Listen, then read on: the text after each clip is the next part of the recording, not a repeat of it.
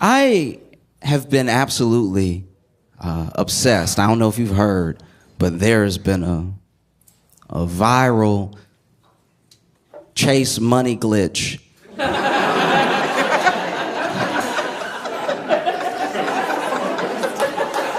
Okay, if you haven't seen it, basically someone on TikTok said that there was a money glitch at Chase where if you deposit a check for a large amount, an amount you don't have, it will let you withdraw the full amount that you just made up, right? And that is just check fraud. That's actually the plainest fraud you can do.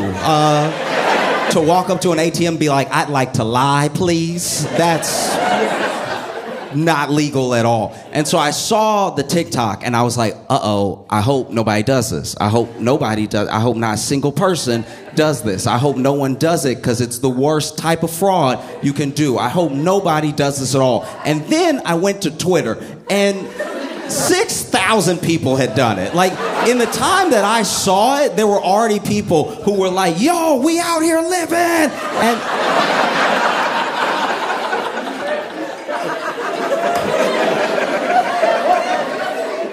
watching people you don't know commit fraud is like watching your uncle wear a suit he thinks he can pull off. You know what I mean? Like, you're just like, no, not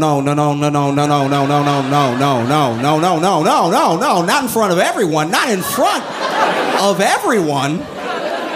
Because that's what it was in front of everyone. They not only did the check fraud, but they all made videos, which is how I was watching. This wasn't a rumor. I was like, that's a high definition camera that you are committing crimes in right now. I am so, man, the jails will be full. That's a lot. Because, they were playing with money that they didn't really have, and they were spending it on things they shouldn't have been spending it on. And so, I know I'm not the first person to say this. I'm late when it comes to saying this, but I need to say it just to reiterate one more time in case anybody doesn't understand why check fraud is a very, very bad idea. They went to Chase Bank, right? And then they wrote their name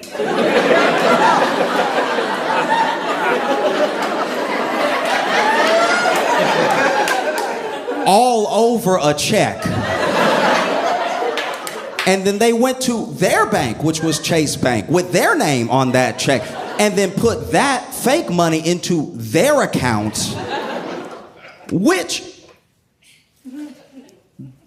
your bank account has every number that makes you identifiable. Like, your bank has your address. It has your social security number. It has the numbers of places you used to live. Like, they have so much information about you. Chase might as well just go to the police station and be like, we need to make a few printouts.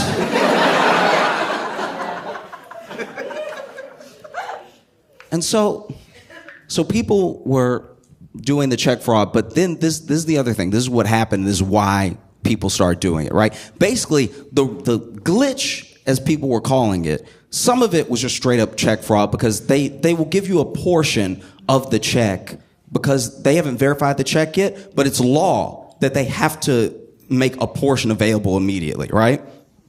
And so there was a mistake for maybe, who knows, 10 minutes, an hour, where someone put in a check and it gave them the full amount immediately. It did not do that for most people. Most people got a portion. So when you see them throwing money, they definitely had to pick it up right after. Like, it's like...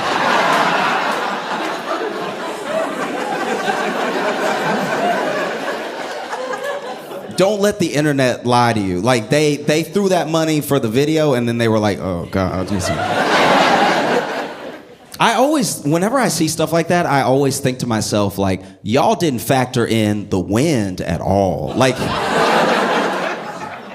you balling for these next 3 seconds, but as soon as there's a gust, you're going to be running into traffic, screaming, no!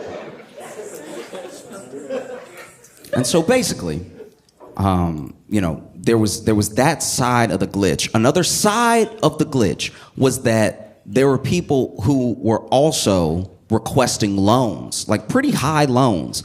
And the loans were also appearing, for some reason, appearing in their bank account in full, even though all the money wasn't available, right?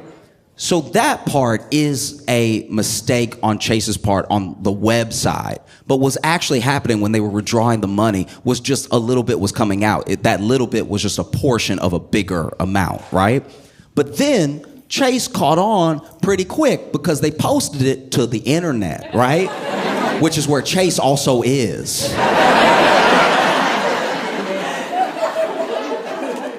If Chase was one of these mom and pop banks where mom worked the teller and dad was the personal banker, maybe they would have gotten away with it for quite a while. But because Chase is also on the internet, Chase saw the mistake they were supposedly making. They corrected it immediately. They put a 7-day hold on people's accounts that were affected by this activity, right? But then, because they never had the money and because they already withdrew some of the money, they were getting negative balances as high as $72,000, right? Which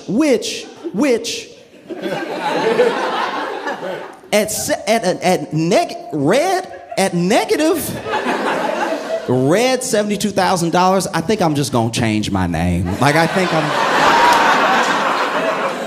That's when you open your bank account and you go, whose bank account is this? I don't know him at all. I am moving. But this is why you shouldn't let the internet lie to you, not just because they give bad advice with no repercussions, but also because there were people that were faking it. There are people that were faking the glitch, literally just to go viral. There were people who were going to the ATM, withdrawing their real money, not doing the scam, then throwing the money in the air for the video, and then immediately being like, y'all, help me. There were even people who were pretending, using other people's screenshots, pretending that they also had a negative $48,000 balance. And it was all just for attention. And it's so important to remember that. It's important to remember that half of the internet is for attention. Almost none of this is real. I could be AI. None of this is real. And so when you take things that are fun on the internet and you bring them into the real world, you could screw up your entire life because check fraud is so much a felony. Check fraud is one of those felonies that someone does that's not even a dangerous person. It's just you'll be like, man, where is Cousin Willie? I have not seen him at the last 3 Thanksgivings.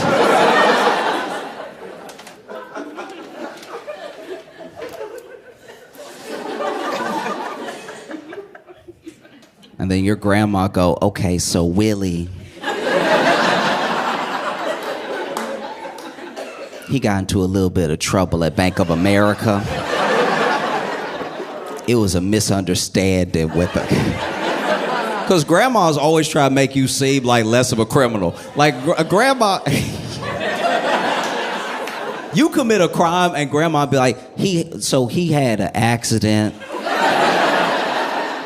It was an accident. He is a sweet child. It was an accident because basically he got a little argument with one of his friends and then he fell, because they were pushing each other. Then he fell on his friend, but he had just been holding a knife at the time.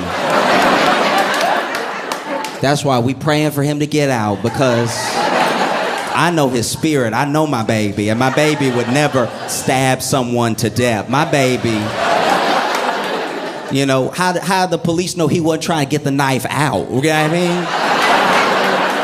That's why it went in so many times, because it kept slipping in, and he kept pulling it out. Why didn't they ask why that man's body was magnetic? Why didn't they do that? My baby ain't no murderer.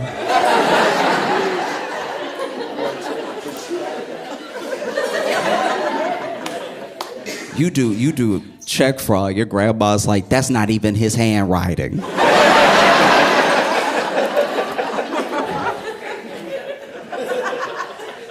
But grandma, is his name at his bank put into his account, and they just came and got him. Yeah, but I don't know. When a grandma really has nothing for you, when you did it so hard, when you did it in front of her, that's when she's like, I don't know. Because at the end of the day, the one thing a grandma is not is a snitch. Grandmas...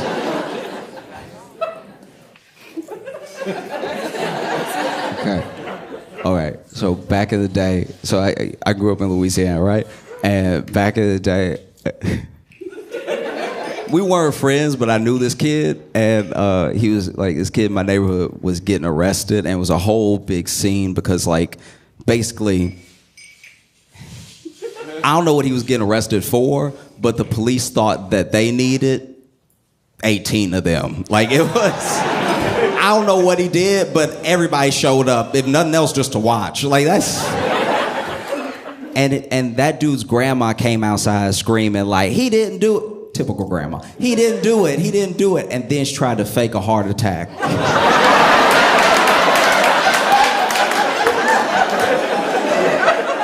I was like, damn, grandma a G right here.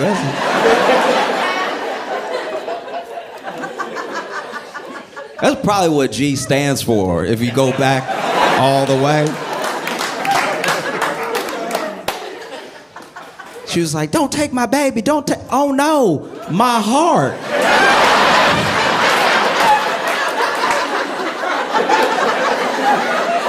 And you could tell she was faking it too because she like really planned the fall. Like the fall, because she knew she couldn't just fall however she wanted to fall. She may never get up again. So she was... in her little nightgown and everything. Looking for a soft spot on the ground. Oh no, not my baby, my heart.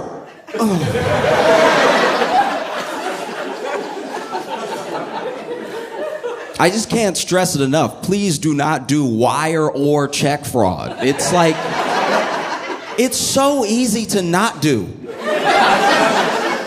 We're all not doing it right now.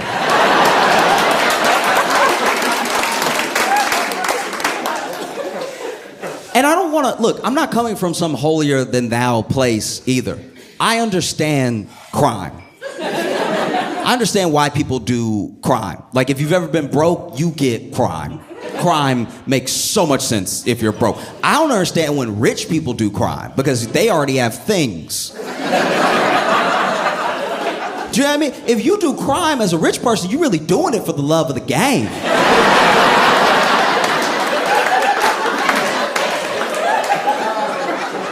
If you are a multi-millionaire and you embezzle hundreds of thousands of dollars, you're doing it for chips. Like, this isn't... You just felt like being bad or something, trying to spice up your life. A poor person doing a crime makes so much sense. I don't have anything. I don't have anything. That's a thing. I'd like to have it. Simple math, you know? I've been hungry. You hungry? Man, I wish I had something to eat. But on this planet, in this country, we trade money for things to eat. And I don't have any of that. So I guess I just won't eat. And then you don't eat for long enough that you're like, damn, the food is right there. You know what? Today's the day. I'm gonna do a crime. And then you grab an apple or something, and then, you know, grocer sees you, and you try to run, but you can't because you don't have any energy. So you get caught, and it's all very sad because you get charged with theft, but you took it because you were hungry. Like, crime when you're broke makes sense, you know? We don't like it, but it's true. It just does. And it's weird because it's like, Chase isn't...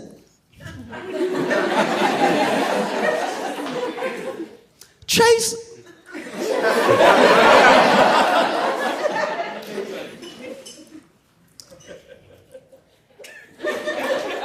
This is what bothers me about the whole thing.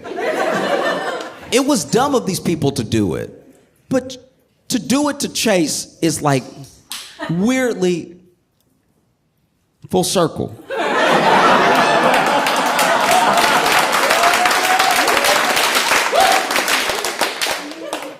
Chase got bailed out in 2008 for about $12 billion. And they needed those $12 billion because they were playing with money that wasn't theirs. And they were... They made the video, it just didn't go viral. You know what I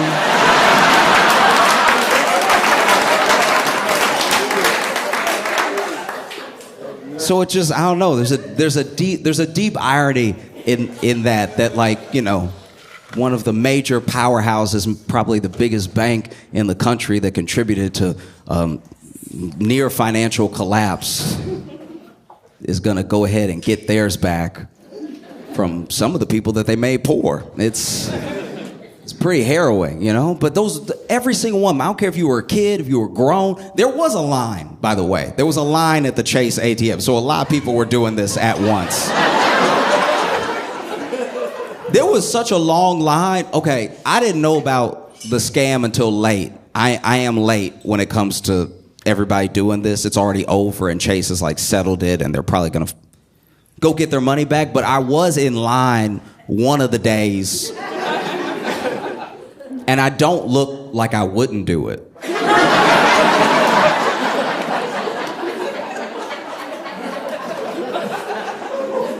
I'm standing in line like, come on now. Line's never been this long before. That guy's throwing money. That's irresponsible.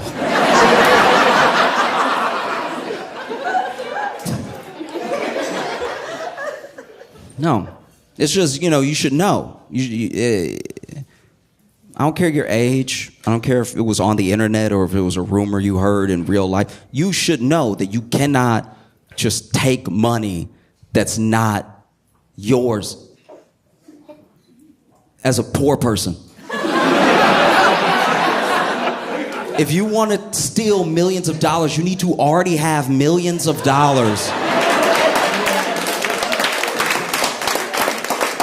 There is a Chase money glitch. It just only benefits Chase. You know, the only people who can just print money with absolutely no consequence are the Federal Reserve. Everyone else has to deal with it.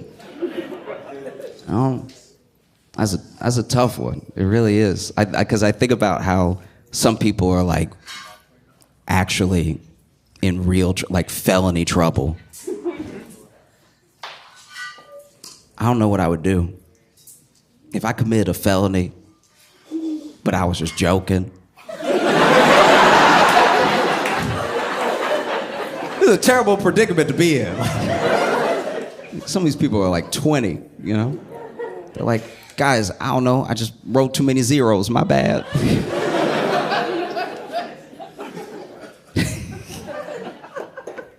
The only one of these scams that I really thought was like funny and was really rooting for the people on was that DoorDash one. I don't know if you saw this, but basically there was just like this DoorDash scam that was essentially the same thing. It was kind of tied to a Cash App scam. There are a lot of scams if you pay attention. It is crazy how much we're doing them now, how much we're doing like wire and check fraud. Like we, as Americans, we have become the Nigerian princes of the world.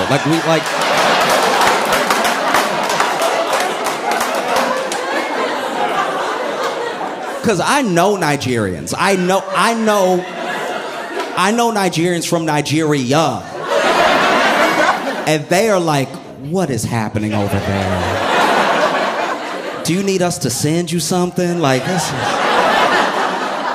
Y'all are down bad as a people and as a country. This is hard to watch. But basically, there was like a DoorDash scam / Cash App scam where basically Cash App was letting you... It was basically letting you have a balance without pulling it from your bank. So then people were saying that they had enormous amounts of money, right? But then weren't able to pull it out. Like they weren't able to transfer this imaginary money to their bank. That Thank God they weren't able to do wire fraud, but like they weren't able to send it. But what they could do is, as long as a full transaction was online and they linked it somewhere else, they could pay for things online with this fake money, right? And so what a lot of people would do was use their Cash App fake money to get stuff on DoorDash, which feels like the most fulfilling of the scams, because like you can make me pay back money, but you can't take the burritos out of me.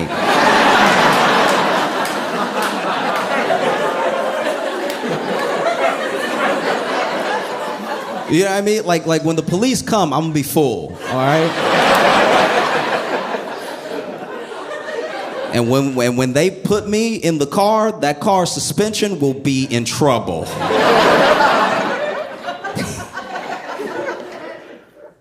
I had the opportunity not too long ago to really be a hero. Like, you know, you don't know when your hero moments are gonna come. They just show up, and then you act like the person you are in that moment. And I had the opportunity to be a hero, and I didn't take it.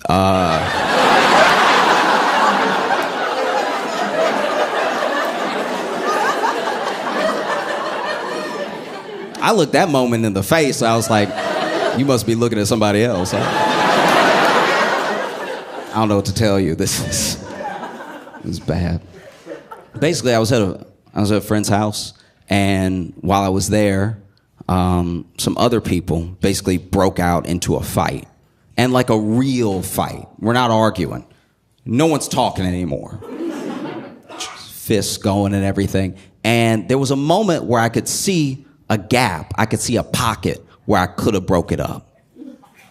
And breaking up a fight is a very precarious position to put yourself in, because most fights that you want to break up, especially if it's two people, if it's three, it's gone too far. You know, you're not going to be able to double dutch that one. You know what I mean? But two, you wait for a moment where they're like both tired, or they're trying to wrestle, or, you know, they're backing up to like get started to fight. You know, that little back up hop step. This is usually, okay, when someone doesn't really know how to fight, they do too much prep for the fight. You know what I mean? Like okay, I know I'm digressing to digress, but basically one time in high school, there were these two kids that were about to fight, and I didn't even bother trying to break it up because one kid stretched. And I was like,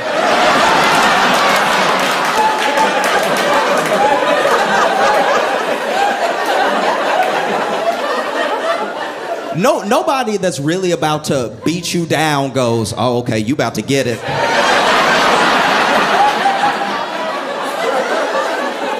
You just give me a second. I'll be over there in a minute. You just...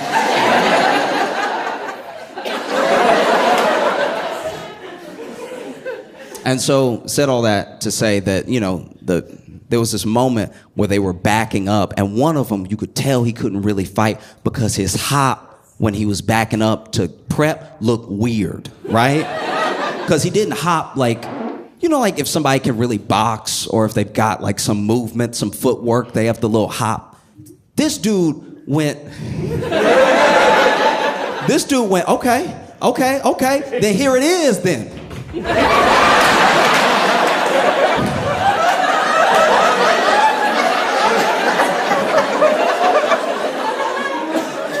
This man wanted to fight so bad, but just had to step on 1,000 roaches first. Like, in what world is this getting you ready? You look like you've already been hitting your cerebellum when you move like that. But anyway, they get to fighting, right? And I could have jumped in. But I was like, you know what? No. Because when you jump in to stop this fight, you need to be bigger than both people, right? The way you jump in and stop a fight, usually it's hand first, like you get the hand in there so that's the warning. Hey, stop swinging. Somebody else here. You might not hit him, you might hit me. Hey, right? and then you put your body in between the two of them. And the idea is that your body will be big enough that they're like, I want to punch, but there's too much to get around. And that isn't the case with me, you know what I mean? Like, I can't... I want to jump in and stop the fight, you know, like a principal, just like, hey now. Okay, so, all right. I did see, okay, so years ago when I was in high school, I went with a friend to pick another friend up because all three of us went to different high schools, right? And so he could drive first, so he picked me up after school, and then we went to pick up our other friend. Now, our other friend was waiting outside of the school, but a fight had also, a few feet away, had also broken out at the school, and the principal did this exact thing, like, hey now, and you could tell he doesn't want to get in there because the hey nows were too frequent. Like, this man, hey now.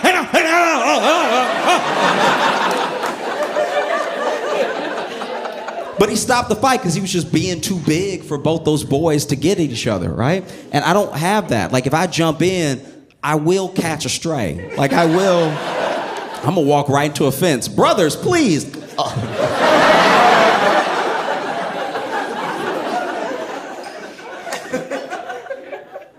And so then the fight breaks out, and the guy that I thought couldn't fight, it turns out he can fight if he keeps the fight weird, right?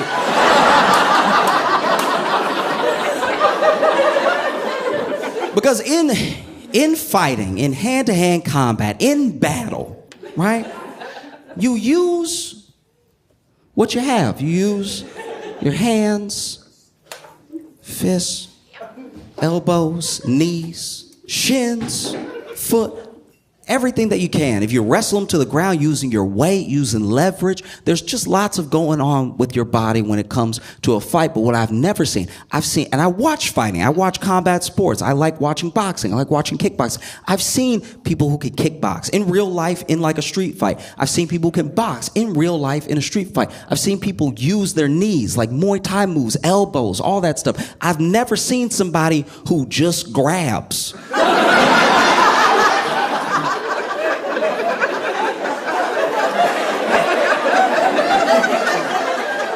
It is harrowing to watch. Because my man is over here trying to like fight, like he's fighting, right? And he's like punching and kneeing and kicking and everything like that. And the other dude, anytime he get close, he's just like,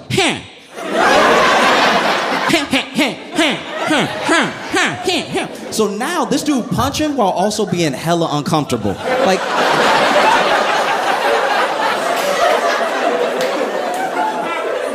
Like you can see where he's like, hey, when's this cross over into a different type of assault? Do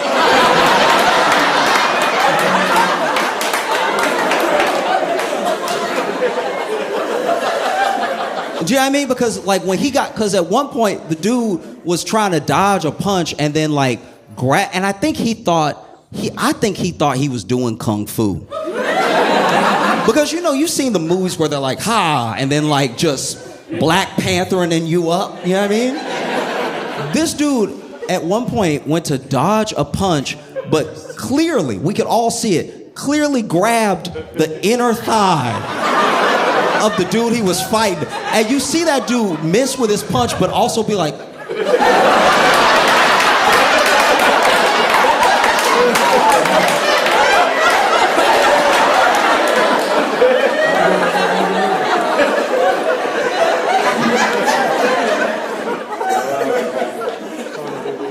And so they're fighting, and then there's one point where, you know, the dude who really knows how to fight pushed the grabber away. Because I think he just needed a break. Imagine you beating somebody's ass and they're still like,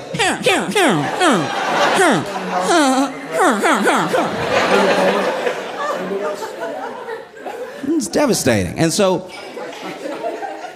then I realized that I made the right decision, not because I didn't want to be grabbed,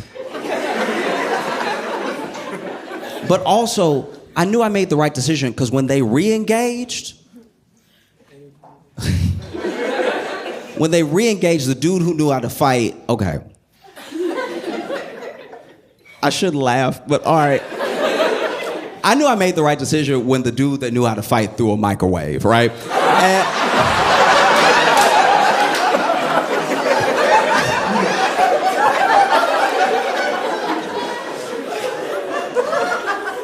And I think, okay, this is what I think happened in my mind, right? No one even saw him with a microwave. We didn't know where the microwave came from. You know what I mean? And I think we were distracted because when he pushed the grabber off, the grabber was ready. He was still like had energy, even though he had lumps all over him and everything. And he was just standing like. And I'm not even kidding. At one point, I guess when he thought the fight was about to kick back off, we were all looking at his hand and he went, here. Like. And that must have been when old boy grabbed the microwave, because we were all like, it's weird. And there's a thing about when you're in hand-to-hand combat and you're losing, that's usually when someone reaches for a weapon, but the weapons normally make sense. I'm losing a fight. I'm in a home. I'm gonna grab something that's gonna give me a mechanical advantage, like a hammer or a knife. You know what I mean? Like, I love, one of my favorite things in the world, I've only seen it like twice ever, but one of my favorite things of all time is when somebody in a fight and they hit somebody with a book. Because it's literally poetic. When you hit someone with a book, it makes it feel like the book is in on the fight, right? Like if we're fighting and then I hit you with some James Baldwin, I'm giving you culture, right? I'm educating you. Somebody being dumb, you hit them with an encyclopedia.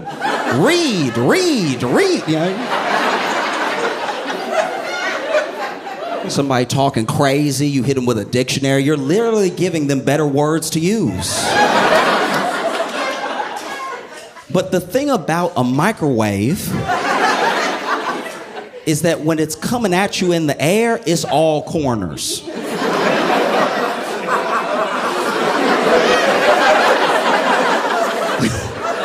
When a microwave is hurtling towards your head, it's nothing but angles, all right? You would think it was a diamond, the way that it moves through the air. I guess I'd never seen one fly before, so I was like, wow, right?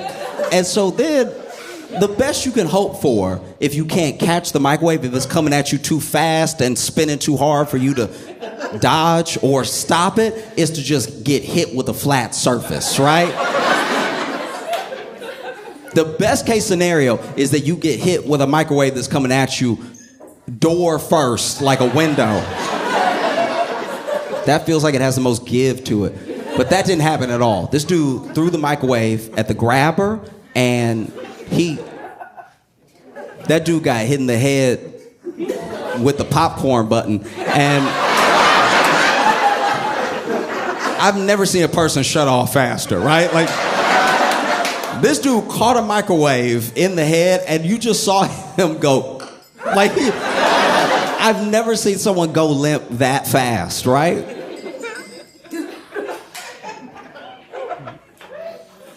We were all standing there like, I think he dead. Like,